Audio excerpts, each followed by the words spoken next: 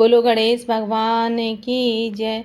आज हम आपको अचला एकादशी व्रत की एक पावन कथा सुनाते हैं जो कि बहुत पावन है और भगवान विष्णु को समर्पित है।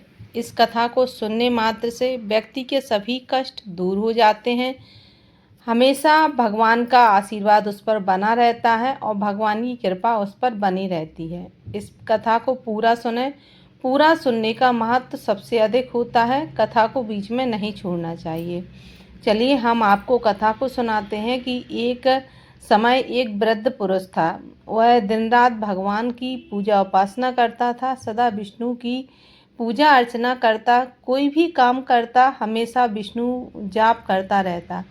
जब भी उसे समय मिलता हमेशा विष्णु नाम का जाप करता रहता और ओम नमो भगवते वासुदेवाय नमो नमः का जाप हमेशा उसकी जीभ पर बना ही रहता था। कुछ भी काम करे, खाना खाए, कहीं जा रहा हो, सोता हो, उठता हो, हर समय उसकी जिह्वा पर बस एक ही नाम रहता था।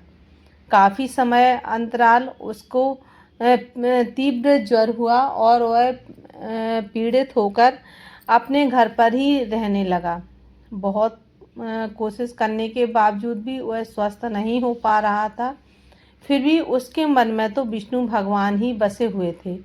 हमेशा वह लेटा लेटा ही विष्णु नाम का जाप करता रहता और जब भी उसे अपने बच्चों की ज़रूरत रहती, क्योंकि वह किसी भी काम के लिए अपने बिस्तर से नहीं उठ पाता था, उसके बच्चे आ जाते तो उसका काम कर देते, लेकिन अगर वह उसके बच्चे नहीं आते तो वह उसी गंदगी में लेटा रहता। बहुत दुखी था मन में, लेकिन कोई बात नहीं, मन में विष्णु भगवान का नाम तो उसके मन में हमेशा बना ही रहता था। भगवान से कहता, मुझसे ऐसी क्या गलती हो गई कि मैं आपका स्मरण तो करता हूँ, लेकिन इस गंदगी के कारण मेरे मन में संकोच आ जाता है कि मैं इतनी गंदगी में पड़ा हुआ हूँ और आपका नाम जप कर रहा हूँ, लेकिन जिव्या है कि आपका नाम जपने से रुक ही नहीं रही है। मन में, सोते में, जागते में, जब भी मन में कोई ख्याल आता है तो केवल आपका आता है और हमेशा हम आपका ही नाम जप करते रहते हैं। बहुत सोचते हैं कि इस गंदगी में रहते हुए आपका नाम जप ना करें, लेकिन मन नहीं मानता और अपने आप आपका नाम निकल ही आता है। इस तरह से वह भगवान से प्रार्थना कर रहा था। रात में सोया। रात को उसे फिर से लघु स्नान के लिए जाना था, लेकिन अपने बच्चों को उसने बहुत आवाज़ लगाई, कोई नहीं आया। तभी एक लड़का आया और उसने उनको ले जाकर अच्छे से लघु स्नान करवाया और फिर उसके बाद उन्हें बिस्तर पर बिल्कुल स्वच्छता के साथ लेटा दिया। पूरा उनका बिस्तर साफ किया और उन्हें स्वच्छ कपड़े पहनाए और साथ में उनके हाथ पैर दबाते हुए मुस्कुराते हुए उनकी सेवा करने लगा। वृद्ध को नींद आ गई। सुबह उठा तो उसने अपने आप को काफ़ी अच्छा लगा उसे कि हम गंदगी में नहीं हैं, अब हम विष्णु नाम का जाप कर सकते हैं। इस तरह से उसका मन शुद्ध तो हो गया, लेकिन मन में उसकी वही गिलानी बनी रही कि कितनी आवाज़ देने पर भी हमारे बेटे नहीं सुन रहे थे। पता नहीं उनमें से कौन सा हमारा बेटा ऐसा आया जो कि उन्होंने हमारी अच्छे से सेवा की। वृद्ध की आंखें बहुत अच्छी नहीं थीं, इसलिए वह नहीं पहचान सका कि हमारा कौन सा बेटा हमारे पास आया था। इस तरह से रोज का ही नित्य कर्म हो गया। जब भी वह आवाज़ लगाता, वैसे बेटे बहुत आवाज़ में भी नहीं सुनते थे। कई बार आवाज़ लगाने के बावजूद भी जब बच्चे नहीं सुनते थे, लेकिन अब एक बार भी आवाज़ लगाता है, तुरंत बेटा दौड़कर आता है और बच्चे की, अपने पिता की पूरी सेवा करता है, वृद्ध की पूरी सेवा करता है। उन्हें खाना खिलाता, उनके कपड़े बदलता और उन्हें स्वच्छ करता और फिर उन्हें बिस्तर पर उनकी कुछ समय तक सेवा करता। इस तरह काफ़ी समय व्यतीत हो गए। वृद्ध स्वस्थ होने लगा और उसको एहसास होने लगा कि इनमें से हमारा कौन सा ऐसा बेटा है जो कि अब इतना बदल गया।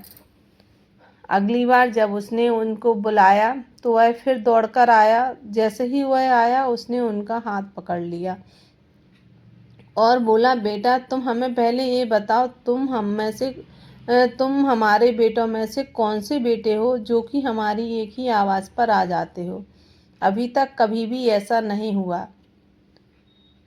तब वह लड़का बोला कि आप अपनी सेवा से, हमारी सेवा से प्रसन्न हैं, यही मेरे लिए सब कुछ है। आपको क्या करना है इतना जानकर?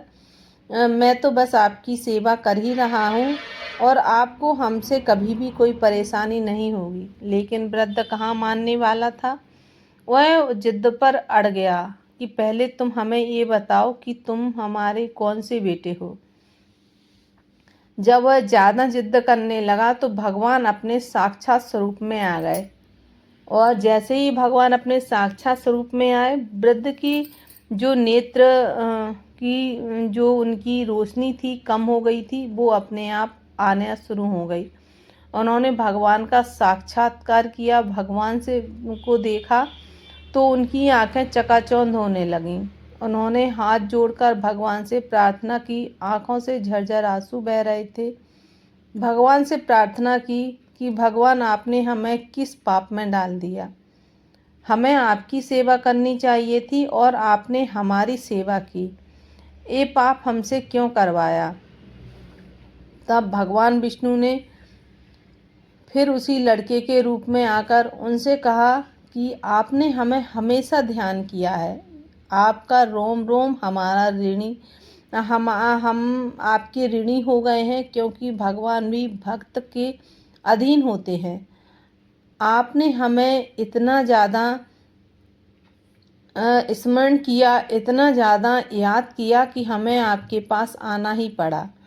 अगर जो भी हमें सच्चे मन से इस तरह से भाव से पूजा अर्चना करता है, उसके पास हम दौड़कर हमेशा आते हैं।